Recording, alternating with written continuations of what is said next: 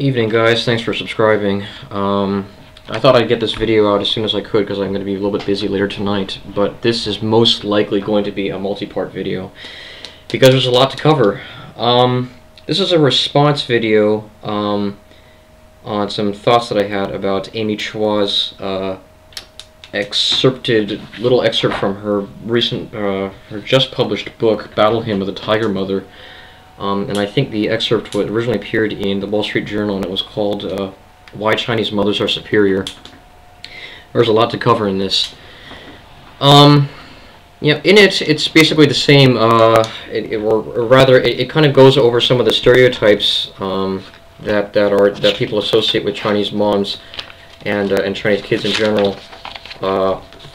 Why do so many of them go to Ivy League schools? Why are they so many of them overrepresented over at four-year universities? They all play the piano, they all play the violin. Perfect children, right? Basically, she kind of goes over the recipe for making such a child, and it's some of it is a bit controversial to some people. And I have to tell you, when I read the thing, I was not at all surprised. Some people who read it, they were a little bit horrified, and I said, well, this is something I've been telling you for years. I mean, it was not news to me. Let's just put it that way. This is definitely going to be a multi-part video. She says, a lot of people wonder how Chinese parents raise such stereotypically successful kids. And I can tell them how I've done it, and this is what I did. I didn't let Sophia or Louisa, her two daughters, attend a sleepover, have a play date, be in a school play, complain about not being in a school play, watch TV or play computer games, choose their own extracurricular activities, get any grade less than an A, and not be number one, not be the first student in every subject except gym and drama. This sounds to me like your typical layout plan for a Chinese mom. It's a little bit draconian, but this is unfortunately this is what a lot of this is the mindset of a lot of Chinese mothers. They're not really out to look out for their child's wishes.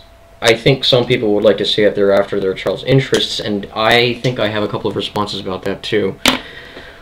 Most of the points that Ms Chua makes in the article I actually agree with, in the sense that I agree with her observations, so to speak. She says that despite our squeamishness about cultural stereotypes, there are tons of studies out there showing marked and quantifiable differences between Chinese and Westerners when it comes to parenting. True. She also says that Western parents generally tend to be more receptive to a child's self-esteem. And yeah, Chinese parents don't really give a toss about that sort of thing. Her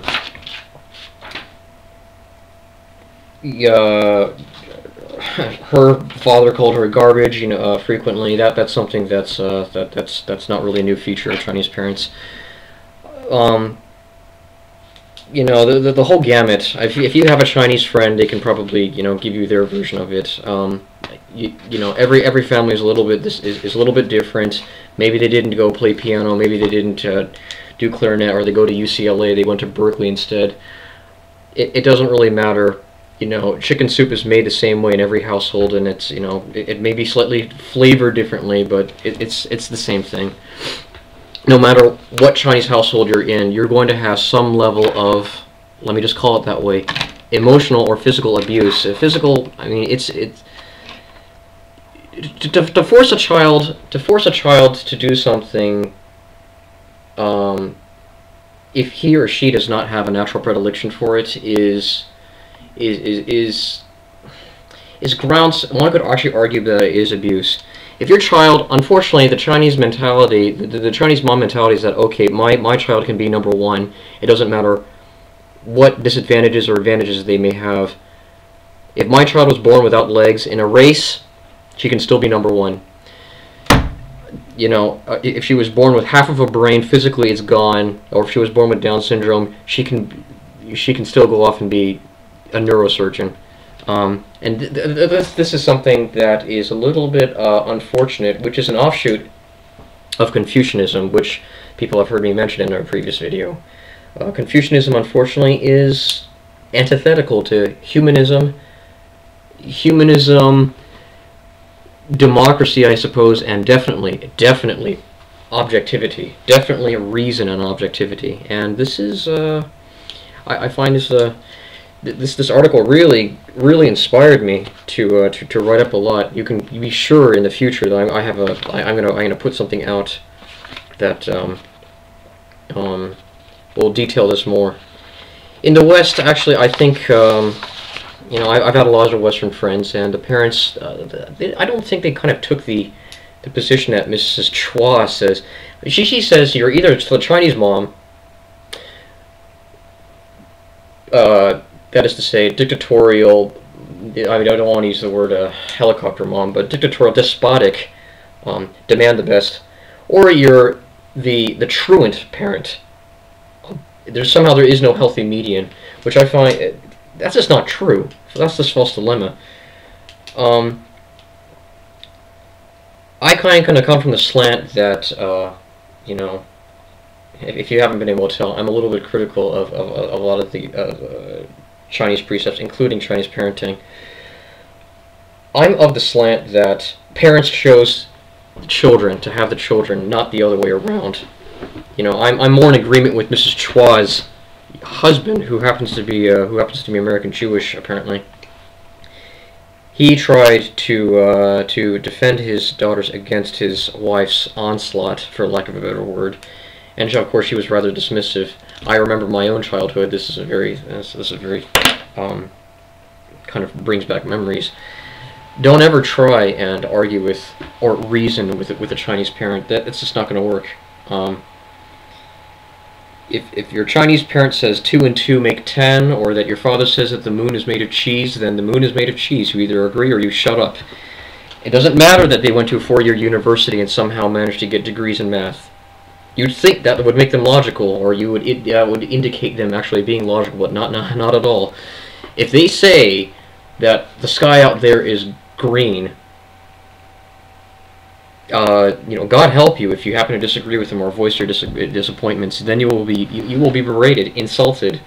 I mean, the whole garbage thing. I mean, you got to hand it to Mrs. Chua. She's rather proud of her work, and I have no doubts. She, in her own way, of course, she loves her kids. But one has to remember that kids don't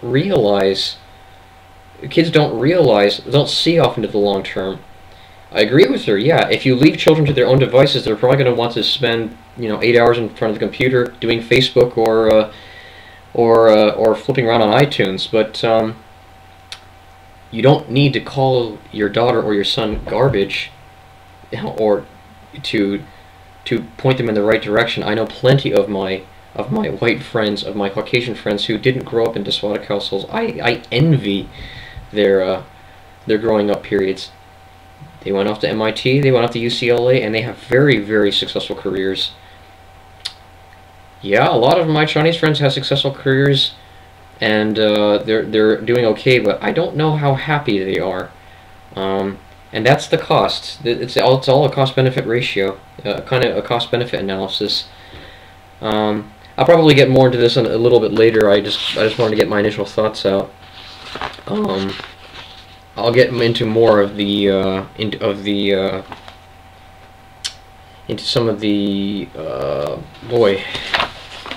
reasons of why it happens and what can be done to stop it, and how Chinese moms can, some of the theories about how to apply this sort of thing in an American culture, because there seem to be so many antithetical forces fighting against traditional Chinese doctrine. You want to force your kids to play piano, but then your friends are out there, having fun. So what you do is you grow up with more bitterness. I mean, it's all good if everyone is suffering, but if you have friends who are out there and they get to go to the dance and you have to study calculus, well, things are going to start to suck. Anyway, look out for part 2. I'll try and get that out as soon as possible.